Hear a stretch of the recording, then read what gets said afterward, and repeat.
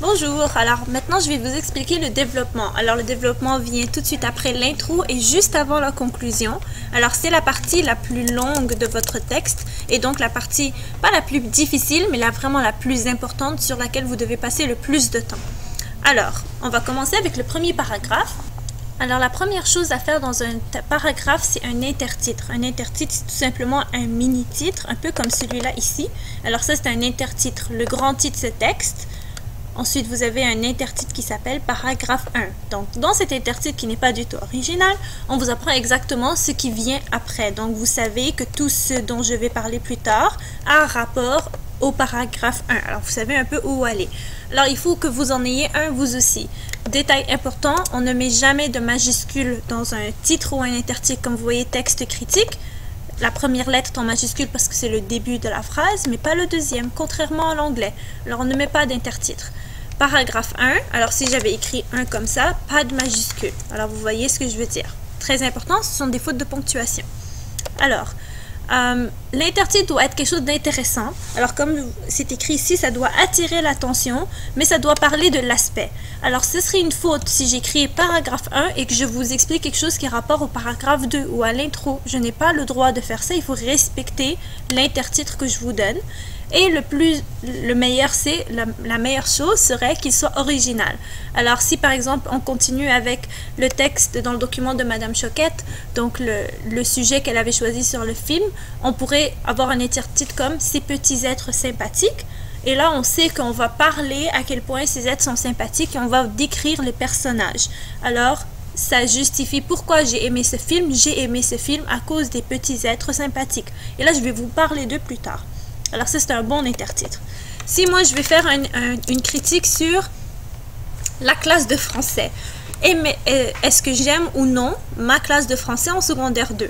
Alors, évidemment, mon intro aurait été complète et mon sujet posé serait, et il est maintenant intéressant de se demander si on aime la classe de français. Et évidemment, vous adorez votre classe de français. Alors, premier intertitre serait une classe, disons, interactive. OK? Parce qu'on parle beaucoup en français. Alors, vous adorez ça. Alors, ça, c'est l'intertitre. Vous allez me parler de comment cette classe est interactive. Je n'ai pas besoin de lire le paragraphe pour savoir que vous allez me parler de ça. Mais il faut parler juste de ça dans votre paragraphe. Tout ça pour dire intertitre. Mais c'est important parce que ça va nous guider plus tard. Ensuite, donc l'intertitre, comme c'est juste un mot comme ça, un groupe de mots ici, ce n'est pas une phrase complète. Et là, le premier mot de votre vrai paragraphe doit être un organisateur textuel. C'est, comme le mot le dit, organisateur, donc ça organise un texte. Alors, il faut avoir des mots dans votre texte qui permettent que ce soit fluide, rapport, il faut que ça fasse du sens. Alors, puisque c'est paragraphe 1, alors on peut réutiliser premièrement. Si vous voulez être plus original, on peut dire tout d'abord, pour commencer, et ainsi de suite. Et là, vous voyez l'image, donc je pense qu'elle est très claire. C'est un lien entre deux phrases ou entre deux paragraphes. Alors, il en faut beaucoup.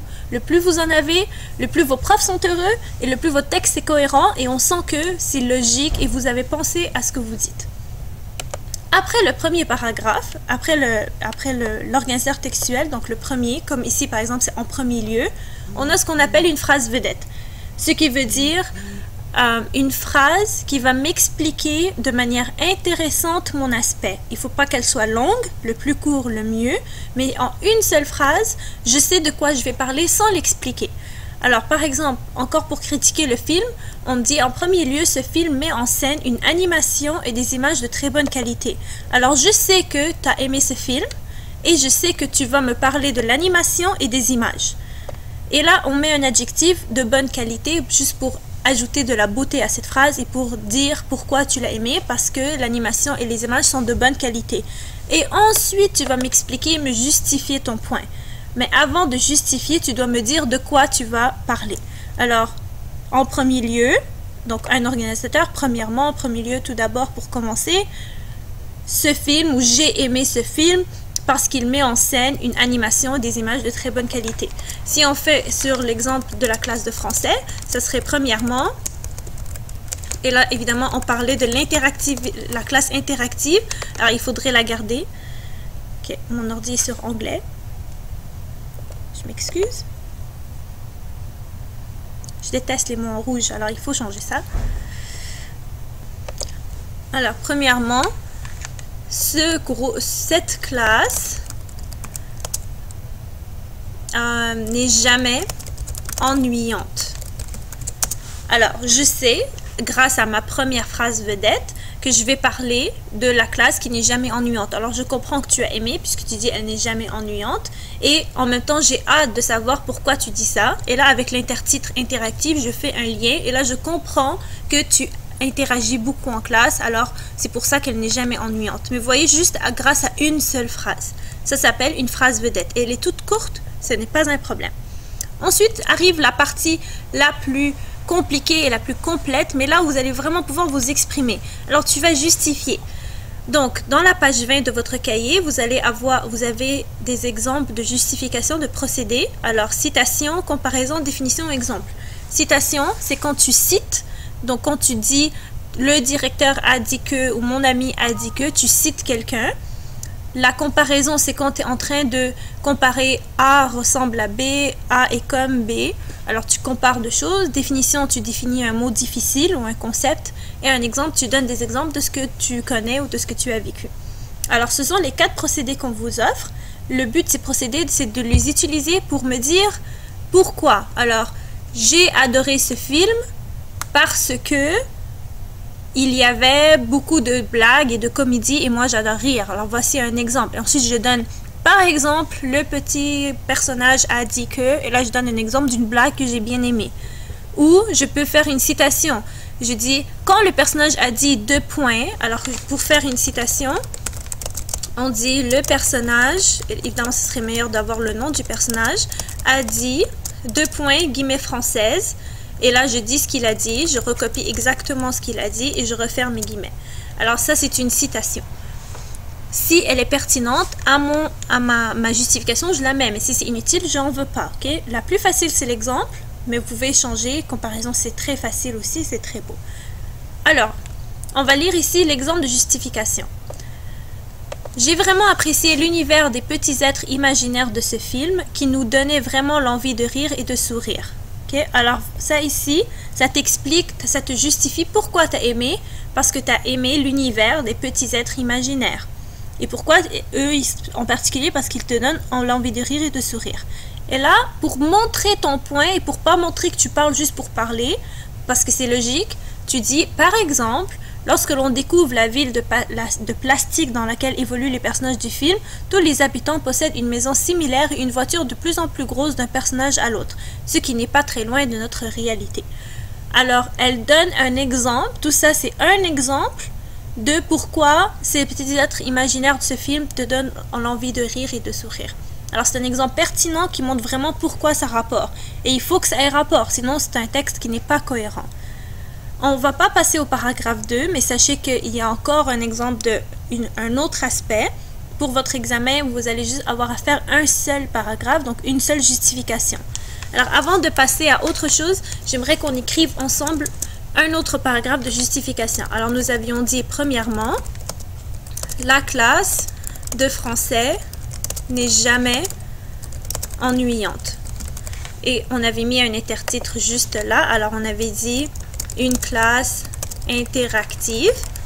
Okay. Et là, ici, je vais alinéa. Donc, c'est le petit tab, espace. Et voilà. Donc, intertitre, organisateur textuel, phrase vedette. Je suis prête pour commencer ma justification. Et là, je vais dire... Alors, si je veux expliquer un peu plus ça, j'ai un peu triché, j'ai préparé les phrases. Alors, j'aimerais avoir un organisateur textuel. Alors, un organisateur textuel, comme j'ai dit, c'est un mot qui va faire des liens. Alors, on a en effet, on peut dire effectivement, on peut dire ainsi. Donc, il y en a plusieurs. Tu choisis un, mais il en faut un. Okay? Ainsi, par exemple, tous les élèves travaillent tout le temps en équipe. Donc, ça ici. Juste pour sauver un peu de temps. Alors, ainsi, tous les élèves travaillent tout le temps en équipe et nous pouvons ainsi discuter ensemble en petits groupes puis faire un retour en classe. Donc, ça, c'est l'interactivité, donc parler ensemble. Et là, je parle de discuter. Alors, ça marche. Ensuite, on peut ajouter un autre mot. Par exemple, en effet, ou non, pas en effet, je veux ajouter. Alors, je veux un mot qui donne ajouter. Alors, je peux dire aussi, ou je peux dire de plus. Alors, vous en choisissez un. De plus, l'enseignante, par exemple, nous pousse à utiliser la technologie. Alors, comme vous savez, la technologie, c'est censé vous aider à interagir. La technologie pour approfondir nos apprentissages et apprendre à notre rythme. Alors ça ici, c'est un autre point. Donc, point 1, discuter ensemble. Point 2, la technologie. Mais tous les deux ont rapport avec l'interactivité. Alors là, moi, je trouve que c'est assez. Pour un paragraphe, j'ai assez bien expliqué de quoi je voulais parler. Mais là, il faut utiliser un procédé. Comme on a dit ici, page 20 de votre cahier. Là, j'ai 4 choix. Je ne peux pas vraiment citer mon prof parce que j'ai rien d'écrit d'elle. Alors, ça ne marche pas. Je ne peux pas comparer avec les autres cours parce que je ne sais pas ce que vous faites dans les autres cours. Il n'y a rien de difficile à définir. Alors, il me reste l'exemple et je trouve que c'est assez intéressant. Alors, je peux donner un exemple. Alors, par exemple, pour dire, hey, je donne un exemple. Par exemple, elle nous prépare des vidéos pour... Et là, comme je vous ai dit, j'ai un peu triché. Je vais juste coller la phrase que j'ai faite ici. Pour nous expliquer certaines notions difficiles pour qu'on puisse les regarder à la maison plusieurs fois et les utiliser pour nous guider dans nos travaux. Alors cet exemple-là, est-ce qu'il a rapport avec un des deux, technologie ou discuter en classe? Oui, et préférablement avec le dernier point dont je viens de parler ici. Comme ça, vous voyez, alors lui, il est là.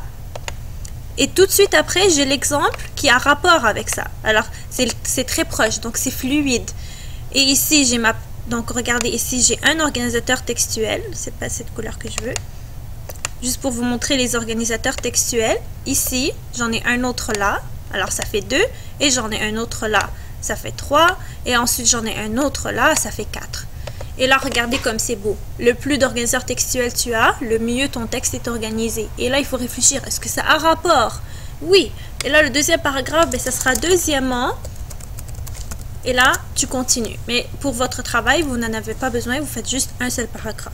Alors ça, c'est un exemple de paragraphe complet. Alors, j'espère que ça vous a aidé. Vous pouvez réécouter cette vidéo autant que vous le voulez. Je veux un travail très bien fait, les amis. Alors, j'espère que vous allez l'utiliser, que ça va vous servir. Alors voilà, bonne écriture.